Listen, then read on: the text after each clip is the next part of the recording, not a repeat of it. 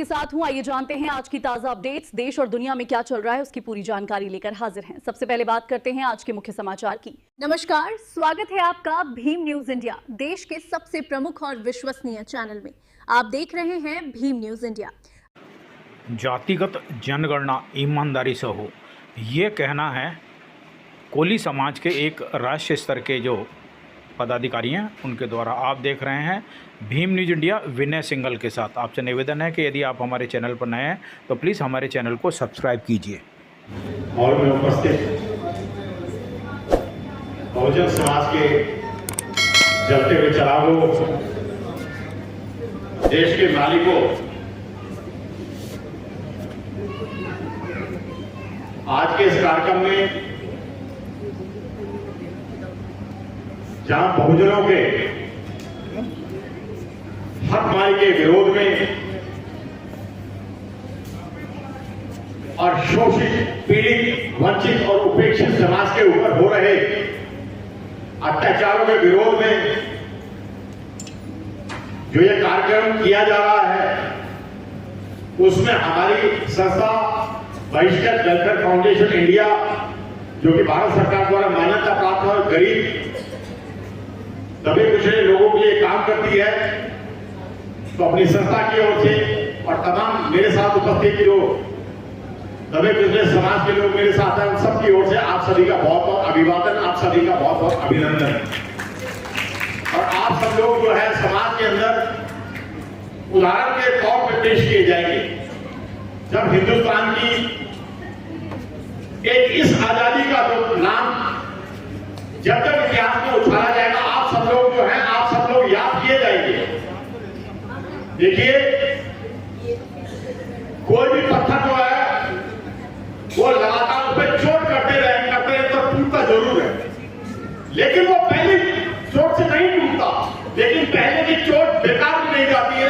कार्यक्रम अनुसूचित जाति, जनजाति, पिछड़ा वर्ग और माइनॉरिटीज के लोग जो मिलजुल के करते हैं, ये बड़े विषम परिस्थितियों में, मतलब बहुत ही एडवर्स कंडीशन के अंदर ये कार्यक्रम किए जाते हैं।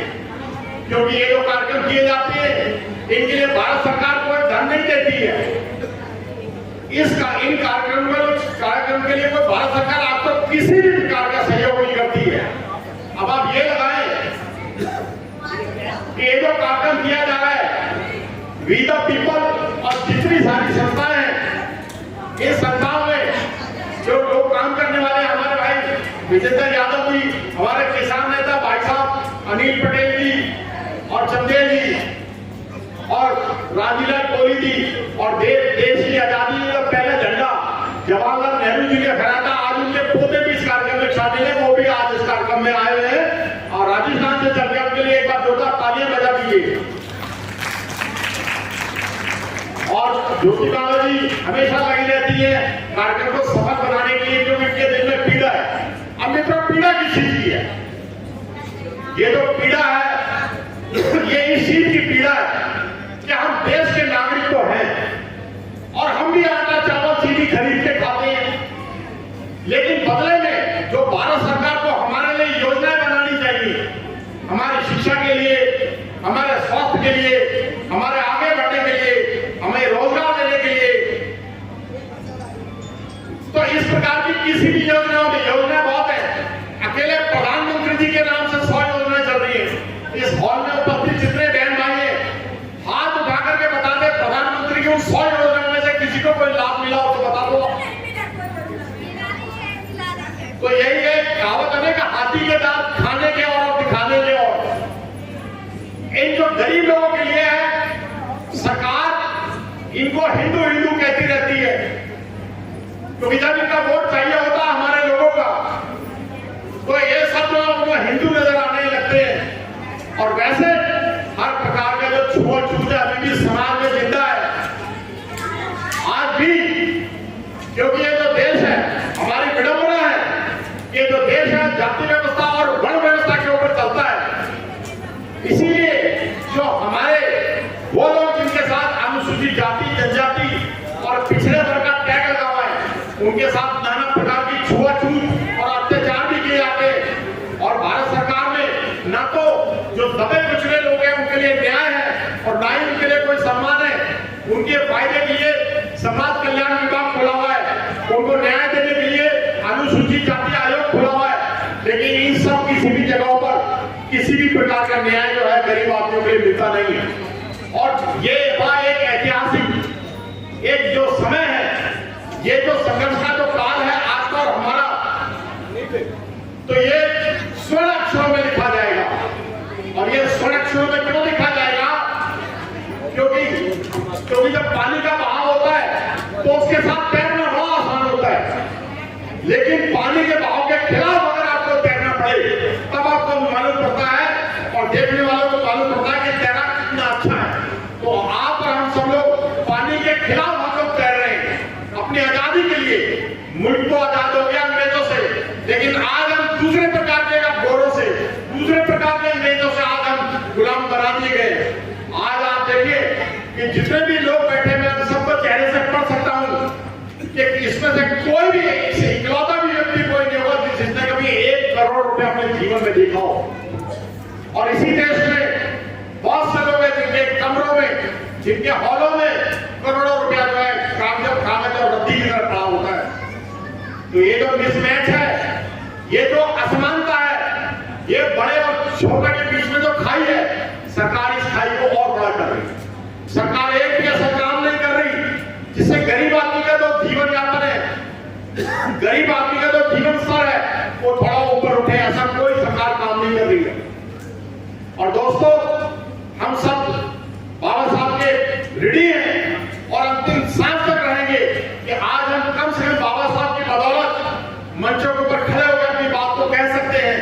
आज हमारे बच्चे पढ़ लिख करके, हालांकि नौकरियां बड़ी कम हो गई है, लेकिन फिर भी वो बेचारे पढ़ लिख करके संघर्ष करके आगे बढ़ने का प्रयास कर रहे हैं। और ये बहुत विषम परिस्थितियों के अंदर ये काम हो रहा है। बाबा साहब ने अपने कॉन्स्टिट्यूशन ऑफ इंडिया में, जिसकी वजह से आज हम लोग आजादी की सांस ले पाए, जो आज हमको सम्मान मिला है, हमारे भी कुछ लोग विधायक और सांसद बन गए, सब बाबा साहब की वजह से। और बहुत से लोग अफसर बन गए, बड़े बड़े मंत्री संतरी बन गए, सारे बाबा साहब की बदौलत है। उन्होंने जो संविधान लिखा था उसमें 10-10 साल के बाद देश के अंदर जातिगत जनगणना का एक प्रोविजन डाला गया है।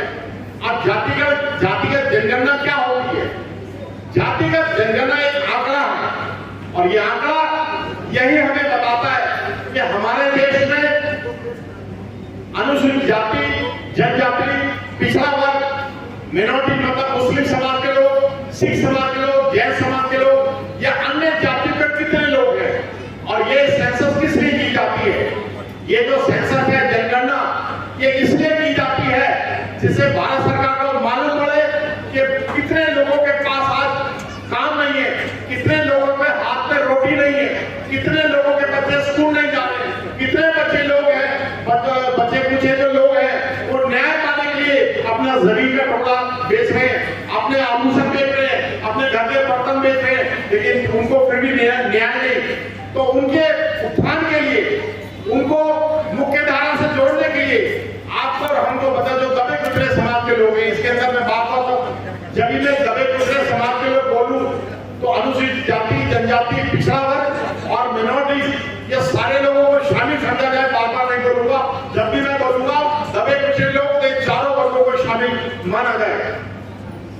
इन लोगों के लिए योजनाएं भारत सरकार को बनानी चाहिए जिनसे ये मालूम पड़ सके कि कितने लोग हमारे आज भी कच्चे मकानों में रहते हैं, कितने लोग सड़कों पर रह रहे हैं।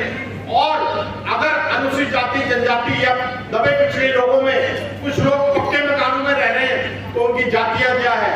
और दोस्तों, अभी ये जो जनगणना होने जा रही है उसके अंदर वी द पीपल का बहुत बड़ा हाथ है, पैगाम नाम की संस्था का बहुत बड़ा हाथ है। और ये जितनी संस्थाएं आप मेरे दाएं और बाएं में देख रही हैं, ये संस्थाएं पिछले कई सालों से इस कॉन्स्टिट्यूशन क्लब में, मामलतदार हॉल में, इस एनेक्सी हॉल में, ऐतिहासिक रामलीला मैदान में लगातार कार्यक्रम करते आ रहे हैं। और एक बार जोरदार तालियां बजाएं कि ये सरकार तभी राजी हुई है जातिगत जनगणना के लिए जब वी द पीपल ने पूरी ताकत लगा के इतने सारे कार्यक्रम करके सरकार की नींद हराम कर दी, तब जाके ये सरकार जागी है। लेकिन इसके अंदर भी एक बहुत बड़ा फ्रॉड है, जैसा कि आप पढ़ रहे हैं। इसके अंदर क्या बड़ा फ्रॉड है कि अभी आपके घरों में कुछ टीचर्स आएंगे, टीचर्स ये टीचर्स की ड्यूटी लगाते हैं जनगणना करने के लिए। मुझे याद है 2011 में भी मेरे घर भी आए थे। हालांकि 2011 की फंडिंग जो थी, जो उसका रिजल्ट था, वो प्रोड्यूस नहीं किया गया। आपके अभी घरों में शायद अगले महीने से शिक्षक शिक्षिका आएगी, आपसे सारा कुछ पूछेगी।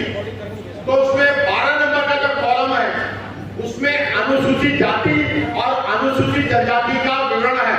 मतलब आप बता पाएंगे कि ठीक है, आप कौन है, क्या अनुसूचित जाति से, मैं कोली समाज से हूँ, हाँ जी मैं अनुसूचित जाति से हूँ, वो टिक कर देंगे। आपकी जाति क्या है, कोली समाज, वो टिक कर देंगे। लेकिन हमारे साथ इस देश के अंदर जो पिछड़ा वर्ग है, जिसको आप हम ऑर्डिनरी बैकवर्ड क्लास बोलते हैं, ओबीसी बोलते हैं, ओबीसी की संख्या देश में 60% है।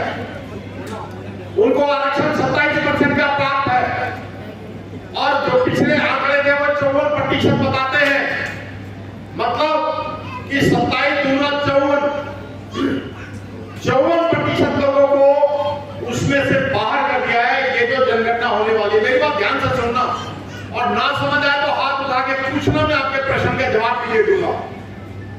ये जो जनगणना होने जा रही है, इसमें एससी और एसटी, अनुसूचित जाति और जनजाति का तो कॉलम है, लेकिन जो हमारे ओबीसी वर्ग के हमारे भाई हैं, उनका कॉलम नहीं है। अब इसके अंदर क्या फ्रॉड है, इसके अंदर क्या धोखेबाजी, उसको आप समझने का प्रयास कीजिए। इसके अंदर जो हमारे ओबीसी भाई हैं, अगर उनकी गिनती अलग से नहीं की गई तो वो सब सारे जाकर के स्वर्ण समाज के साथ जुड़ जाएंगे। आप समझिए, तो केवल इस देश के अंदर 22.5% लोग होंगे जो सूची में आएंगे, और उसके अलावा जो 77% लोग होंगे वो सारे के सारे जाकर के स्वर्ण समाज में जुड़ जाएंगे, और ओबीसी के साथ भयंकर धोखा हो जाएगा। तो ओबीसी हमारा भाई है, ओबीसी के साथ दिनों रात अत्याचार हो रहे हैं। ओबीसी जो है एससी एसटी के साथ मिलकर लड़ता है, तो हमारा भी फर्ज है ओबीसी के साथ हम कंधे से कंधा मिला के काम करेंगे, और ओबीसी के लिए अगर हमें जान भी देनी पड़ेगी तो हम अपनी जान भी निछावर करने के लिए तैयार हैं। दोस्तों, अभी इस मंच से जो आवाजें उठाई जाएगी, सारे विद्वान जनों की बातों को आप ध्यान से सुनना, क्योंकि ये कल के अखबारों में आपको मिलेगी। और जो प्राइम मीडिया है, वो हमारी और आपकी बात को कभी छापता नहीं है। ये प्राइम मीडिया केवल सरकार की बातें छापता है, और सरकार की भी कैसी दोगली नीतियों को छापता है। सरकार के खिलाफ आज जो जितनी सच्चाई है जमीन से जुड़ी हुई, उसको कभी भी प्राइम मीडिया नहीं दिखाता। कभी आपने सुना है कि ये जो ऑपरेशन सिंदूर था, ये 4 दिन जो युद्ध हुआ, और अचानक से युद्ध क्यों रोक दिया गया? दोस्तों, इसके अंदर आपके और हमारे अधिकारों का हनन है। उधर से राष्ट्रपति डोनाल्ड ट्रंप ने सीधा इधर फोन मारा, युद्ध बंद कर दो। तो हमारे जो पुलवामा के अंदर, जो हमारे पहलगाम के अंदर जो हमारे 28 परिवारों के जो लोग मारे गए थे, क्या हम उनका बदला नहीं लेंगे? क्यों हमारे प्रधानमंत्री जी ने उनकी बात मान ली, सीधा जो है युद्ध रोक दिया गया। बात नंबर 1। बात नंबर 2, अमेरिका के अंदर अडानी के खिलाफ अभी कई सारे मुकदमे दाखिल हुए हैं। अडानी ने अपनी कंपनियों को वहां शुरू करने के लिए, अपना बिजनेस व्यापार फैलाने के लिए, उसने वहां लोगों को ब्राइट रिश्वत देने की कोशिश करी। वो बात वहां उजागर हो गई। अडानी को बचाने के लिए प्रधानमंत्री फिर चुप हो गए। बात नंबर 3, अभी आपने एप्स्टीन फाइल्स का सुना होगा। कितने लोग हैं जिन्होंने ये वर्ड सुना है, एप्स्टीन फाइल्स? आज उठाकर मेरे को बताए, एप्स्टीन फाइल्स के बारे में ये वर्ड किसी ने सुना है क्या? एप्स्टीन फाइल्स, देखो ये दुख का विषय है। पूरे हॉल में भी 250 लोग हैं, केवल 5-6 लोगों ने हाथ उठाया है। दोस्तों, एप्स्टीन फाइल्स एक आज की दुनिया का वो सच है जिसको सुनने से और पढ़ने से, हमें तो सुनने पढ़ने से हमारी जो है नजरें झुक गई। कैसे छोटी-छोटी बच्चियों के साथ बड़े-बड़े लोग, जिसमें कहना नहीं चाहिए लेकिन सोशल मीडिया बड़ा चिल्ला के कह रहा है, जिसमें हरदीप पुरी जो केंद्रीय मंत्री